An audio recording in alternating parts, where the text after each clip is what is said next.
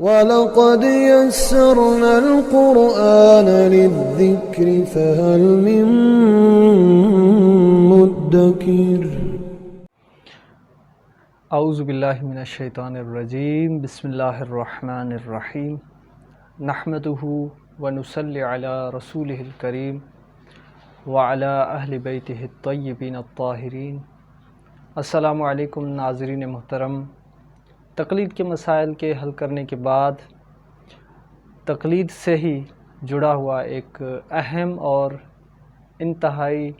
پیچیدہ جو مسئلہ ہے، جو اکثر جو ہے خود ہمارے مومنین جو ہے اس میں پریشانی کا شکار ہوتے ہیں اور سوال پوچھتے ہیں کہ بھائی جب ہمارا اللہ ایک ہے، ہمارا پیغمبر جو ہے وہ ایک ہے، ہمارے امام جو ہیں ان کا دین یا ان کے جو احکام ہیں وہ ایک ہیں، تو پھر یہ مجتہدین کے فتاویٰ میں اختلاف کیوں؟ یہ ایک ایسا اہم سوال ہے جو کہ مومنین جو ہے پوچھنے کا حق رکھتے ہیں اور اس کی وضاحت کرنا لازم ہے۔ دیکھیں، مجتہدین کا جو آپس میں فتاویٰ کا اختلاف ہے، اس کو حل کرنے سے پہلے ہم آتے ہیں خود احکام کی طرف کہ کیا تمام کے تمام جو ہمارے پاس احکام ہیں ان میں مجتہدین کا اختلاف ہے یا بعض جزئی چیزیں، یعنی اصل احکام پہ اختلاف نہیں، بعض جزئی چیزیں جو ہیں ان میں اختلاف ہے۔ دیکھیں، جو احکام ہیں ان میں کچھ ایسے احکام ہیں جو دین میں ضروری ہیں، جیسے نماز کا واجب ہونا، روزے کا واجب ہونا، حج کا واجب ہونا، خمس اور زکوٰۃ کا واجب ہونا، جہاد کا واجب ہونا، اسی طرح امر بالمعروف اور نہی عن المنکر و تولی و تبری، ان کا واجب ہونا جو ہے، جن کو ہم فروعات دین کہتے ہیں، اس میں کسی کو اختلاف نہیں ہے۔ یعنی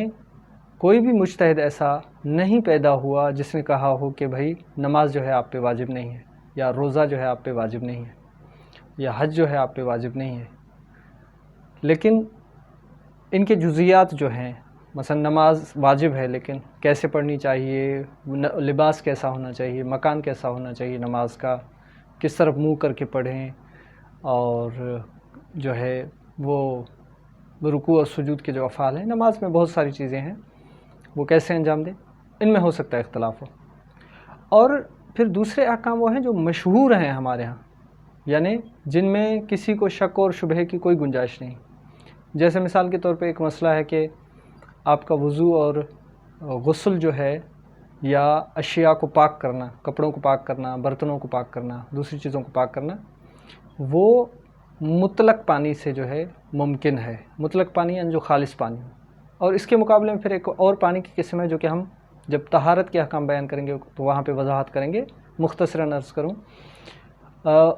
اس کے مقابلے میں ہے دوسرا مضاف پانی۔ مضاف پانی یعنی کون سا پانی؟ یعنی جس کو خالص پانی نہ کہا جا سکے، جیسے مثال کے طور پہ جوس ہے، جیسے کولڈ ڈرنک ہے، جیسے دودھ ہے، جیسے گھی ہے۔ یہ لیکوئڈز تو ہیں، پانی کی طرح دکھتے ہیں، لیکن یہ پانی نہیں ہے۔ تو ان کے ساتھ جو ہے نہ وضو ہوتا ہے، نہ غسل ہوتا ہے، نہ ہی ان کے ساتھ کپڑے آپ کے پاک ہوں گے، نہ کوئی اور چیز ان کے ساتھ آپ جو ہے پاک کر سکتے ہیں۔ لہٰذا ان احکام میں بھی مجتہدین کے درمیان اختلاف نہیں ہے کہ کوئی مجتہد آئے اور کہے کہ ہاں مضاف پانی سے آپ غسل کر سکتے ہیں، دودھ سے آپ جو ہے وضو کر سکتے ہیں۔ ایسا کسی بھی مجتہد نے آج تک اختلافی فتویٰ نہیں دیا۔ جزیات میں اختلاف ہے، اور یہ اختلاف جو ہے وہ طبیعی ہے۔ آپ ہر علم جو ہے اس میں جائیں، میڈیکل سائنس میں جائیں، آپ انجینئرنگ میں جائیں، دوسرے جو علوم ہیں ان میں جائیں، ان میں جو دانشمندان ہیں ان میں اختلاف ہوتا ہے۔ مثال کے طور پہ آپ ایک ڈاکٹر کے پاس گئے تو اس نے آپ کا چیک اپ کیا، اور چیک اپ کرنے کے بعد جو ہے آپ کے لیے انجیکشن تجویز کی۔ دوسرے کے پاس گئے، اس نے آپ کے لیے انجیکشن تجویز نہیں کی، آپ کے لیے ڈرپ تجویز کی۔ تیسرے کے پاس گئے آپ، اس نے جو ہے نہ آپ کے لیے انجیکشن نہ ڈرپ جو ہے تجویز کی، آپ کے لیے سیرپ جو ہے تجویز کی۔ کسی نے آپ کے لیے جو ہے گولیاں تجویز کی، کسی نے کہا کہ نہیں آپ کو جو ہے آپریشن کی ضرورت ہے۔ اس طرح ہوتا ہے، ایک کہتا ہے نہیں آپریشن کی ضرورت نہیں۔ یہ اختلاف طبیعی ہے۔ تو دین کے مسئلے میں کیوں ہے اس طرح؟ یہاں پہ اگر اس مسئلے کو حل کرنا چاہیں تو تین جو ہے اس کی وجہیں بیان کر سکتے ہیں۔ پہلی جو وجہ ہے کہ مجتہدین کے فتاویٰ میں اختلاف کیوں ہے، دیکھیں مجتہدین جس زمانے میں، جیسے آج کے زمانے میں فتویٰ دے رہے ہیں، کہاں سے دے رہے ہیں؟ حدیثوں کی کتب سے جو قدیم علماء نے جو ہے وہ نقل کیے ہیں۔ اب حدیثوں کو نقل کرنے میں ایک سلسلہ ہوتا ہے، سند کا سلسلہ، یعنی کیا؟ یعنی مثال کے طور پہ کسی نے فلاں جو ہے راوی سے سنا، اس نے اس سے اگلے والے راوی سے سنا، اس سے اگلے والے راوی سے سنا، اور یہ سلسلہ جا کے معصوم تک پہنچا۔ اب یہ جو چین بنی ہوئی ہے راویوں کی جو روایت کو نقل کر رہے ہیں، یہ چین جو ہے اس میں دیکھنا ہوتا ہے کہ بھائی کبھی کوئی اس طرح تو نہیں کہ بھائی اس میں بیچ میں کوئی ایسا بندہ جو ناقابل اعتماد ہو، اس سے نقل ہو گئی ہو بات۔ اور اس پورے علم کو جو ہے علم رجال کہا جاتا ہے، کہ جس میں جو ہے راویان کی زندگی کو دیکھا جاتا ہے کہ وہ کہیں جھوٹے یا فاسق یا اس طرح کے تو نہیں تھے، کیونکہ قرآن نے قاعدہ دیا ہے کہ آپ نے فاسق کی بات پہ اعتماد نہیں کرنا۔ خود ہمارے معاشرے میں اس طرح ہے، اگر آپ کے پاس کوئی بات لے کے آئے اور آپ اس سے کوئی بات جو ہے نقل کرے، آپ اس سے پوچھیں گے آپ نے کس سے سنا، وہ کہے گا فلاں سے۔ مثال کے طور پہ محمد کہے میں نے جو ہے زید سے سنا، زید کہے میں نے جو ہے فاروق سے سنا۔ تو یہاں پہ مثال کے طور پہ کوئی کہے کہ فاروق کون سا والا، تو آپ کہیں وہ فلاں جو فلاں گلی میں رہتا ہے، تو آپ کہیں وہ تو ایک نمبر کا جھوٹا ہے، اس کی بات قابل اعتماد ہے ہی نہیں۔ یعنی آپ ایک عام بندہ ہو کے ایک عام بات کو نقل کرتے ہوئے تب تک اس کی تصدیق نہیں کرتے جب تک آپ کو سب ان لوگوں کے وثاقت کا، ان کی ایک قسم کی جو ہے وہ ایک مطلب مثال کے طور پہ بات کرنے میں جو ہے خیانت نہ کرنے کا یقین ہو، تب آپ اس بات کو جو ہے قبول کرتے ہیں۔ لیکن کیا حدیثوں میں اس طرح نہیں ہے؟ بالکل ہے اس طرح کہ مجتہدین جو ہے کیا کرتے ہیں، پوری سلسلہ سند کو دیکھتے ہیں جو احکام کی روایتیں ان میں،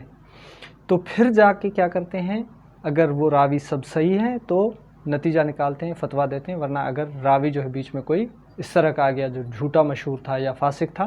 تو اس حدیث کو قبول نہیں کرتے۔ اب مثال کے طور پہ ایک مجتہد جو ہے وہ سلسلہ سند میں جو راویاں ہیں ان کی تاریخ پڑھتا ہے، مختلف ان کے بارے میں جو اقوال ہیں پڑھتا ہے، کسی پہ اعتماد کرتا ہے کہ نہیں یہ راوی جو ہے میری نظر میں صحیح ہے، دوسرا کہتا ہے نہیں میری نظر میں جو ہے یہ صحیح نہیں۔ تو جس کی نظر میں صحیح نہیں ہے وہ ظاہر ہے اس حدیث کو قبول نہیں کرے گا، جس کی نظر میں وہ راوی صحیح ہے وہ اس حدیث کو قبول کرے گا۔ تو یہاں پہ فتویٰ کا اختلاف آ جاتا ہے۔ اور دوسرا جو مسئلہ ہے وہ ہے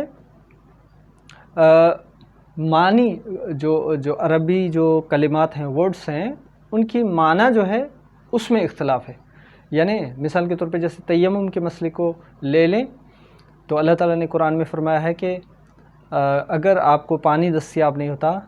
تو آپ فتیمموا صعیدا طیبا، کہ آپ جو ہے وہ تیمم کریں پاک جو ہے مٹی پہ۔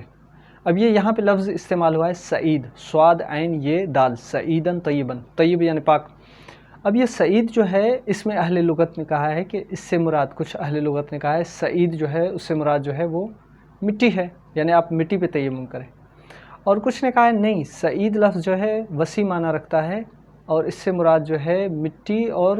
زمین سے نکلنے والی چیزیں، جیسے پتھر ہیں، جیسے مثال کے طور پہ جو ہے اینٹ ہے، جو بھی زمین سے چیزیں نکلتی ہیں اس طرح کی مٹی سے مشابہت رکھتی ہیں، اس طرح کی چیزوں پہ تیمم ہو سکتا ہے۔ تو ظاہر ہے یہاں پہ اختلاف آ جائے گا۔ اب بعض مجتہدین نے کہا ہے کہ مثال کے طور پہ آپ جو ہے پکے ہوئے چونے پہ جو ہے مثال کے طور پہ نہیں کر سکتے، کیونکہ وہ اس حالت سے خارج ہو جاتا ہے۔ پکی ہوئی اینٹ پہ جو ہے تیمم نہیں کر سکتے، یا مثال کے طور پہ جیسے اپنا سینڈ ہے، جیسے جس کو ہم جو ہے وہ سمندر کے کنارے ملتی ہے سینڈ، جس کو ہم ریگ بھی کہتے ہیں، یا پھر شاید مختلف زبان میں اس کے مختلف نام، تو وہ کہتے ہیں کہ نہیں سعید جو ہے اس سے مراد یہ نہیں، ہل سینڈ جیسی ہوتی ہے، سینڈ جو سیمنٹ کے ساتھ ملا کے جو ہے جس سے مصالحہ بنا کے دیواروں کو پلستر کیا جاتا ہے، تو اس طرح کی کہتے ہیں کہ نہیں سعید میں یہ شامل نہیں۔ اب بعض کہتے ہیں کہ نہیں یہ بھی شامل ہے، تو ظاہر یہاں پہ اختلاف جو ہے پیدا ہوگا، اور یہ ایک فطری بات ہے۔ اور تیسرا جو ہے وہ یہ ہے کہ احکام کے جو موضوعات ہیں ان میں اختلاف، وہ کیسے؟ وہ اس طرح کے پرانے زمانے میں اہل بیت علیہ السلام کے زمانے میں جو کرنسی راج تھی وہ تھی دینار اور درہم۔ اور ایک مسئلہ ہے کہ اگر نمازی کے لباس پر حیض، نفاس اور استحاضہ کے خون کے علاوہ جو خون ہیں ان میں سے اگر اس کے کپڑوں پر خون کا دھبا ہو جو درہم کی سائز سے زیادہ نہ ہو، اور باقی اور بھی شرائط ہیں اس کے لیے، تو وہ نجس ہے، لیکن اس کے ساتھ آپ جو ہے نماز پڑھ سکتے ہیں۔ اب یہاں پہ کیونکہ پرانے زمانے میں درہم سب کے پاس تھے، ان کی سائز کا سب کو پتہ تھا کہ اتنی اس کی سائز ہوتی ہے، لیکن آج کل تو وہ درہم ہے نہیں، تو اب ہم کیسے اندازہ لگائیں؟ تو مجتہدین کہتے ہیں مثال کے طور پہ وہ درہم جو ہے ہو سکتا ہے انگوٹھے کے ایک ٹپ جتنا ہو، یہ والا ٹپ جو ہم اکثر جو ہے ہم بائیو میٹرک جو بھی کام ہو اس میں لگاتے ہیں، یہ والا ٹپ جو ہے درہم اتنا تھا۔ اب کسی نے کہا نہیں اس کی سائز اتنی تھی، وہ مختلف جو وہاں پہ قرائن تھے اور نظریے تھے ان کو مد نظر رکھتے ہوئے ہر ایک نے جو ہے مختلف ایک نظریہ قائم کیا، تو یہ بھی جو ہے فتاوی کے اختلاف کا سبب بنا۔ اور چوتھی چیز ہے علم اصول، اور یہ والی تھوڑی جو ایک ٹیکنک بیان ہوئی اس میں کیونکہ علمی ٹیکنیکل ایک دلیل ہے تو یہاں پہ میں اس کو بیان نہیں کرتا، ہو سکتا ہے ناظرین کو جو ہے سمجھ میں نہ آئے، لیکن میں سمجھتا ہوں کہ یہ تین جو اختلاف فتویٰ کے اسباب ہیں یہ کافی ہوں گے کہ ایک انسان جو ہے سمجھ سکے کہ مجتہدین کے فتویٰ میں اختلاف کیوں ہے۔ یعنی پہلا، راویان حدیث سے احکام جو ہے، احکام کی حدیثوں کے جو راوی ہیں ان کی سلسلہ سند کو چیک کرنا، اور ان میں سے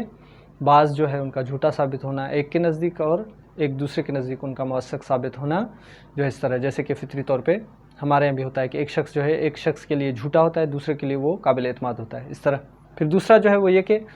معنی جو ہے اس لفظ کی اس میں اختلاف، خود اس میں اہل لغت کے درمیان جو اختلاف ہے وہ سبب بنے کہ فتویٰ میں اختلاف ہے، جیسے میں نے مثال دیا سعید لفظ کا، سعید صاد عین یہ اور دال، سعید جو قرآن مجید میں استعمال ہوا ہے۔ اور تیسرا یہ کہ جو موضوعات احکام ہیں ان میں اختلاف، یعنی احکام جن چیزوں کے لیے وضع ہوئے ہیں خود ان میں اختلاف، یعنی وضع ہوئے ہیں مثال کے طور پہ خون کے دھبے کا جو حکم ہے وہ درہم کے اوپر جو ہے وضع ہوا ہے، اب درہم کتنی سائز کا تھا اس میں اختلاف، اس تاریخ کو پڑھ کے اختلاف جو پیش آئے۔ بہت سارے نظریے ہیں کیونکہ ہمارے یہاں بھی کہتے ہیں بھائی 1 روپیہ جو ہے وہ اس کی سائز کتنی، کوئی کہے گا اتنا چھوٹا ہے، کوئی اتنا کہے گا، اب یہاں سے کیسے سمجھ میں آئے گا کہ وہ کتنا ہے، ہم نے اس کو دیکھا نہیں۔ تو درہم کے بارے میں بھی اس لحاظ سے جو سائزیں بیان ہوئی ہیں تاریخ میں آئی ہیں ان کو مد نظر رکھتے ہوئے اختلاف پیدا ہو گیا ہے۔ والسلام علیکم ورحمۃ اللہ وبرکاتہ۔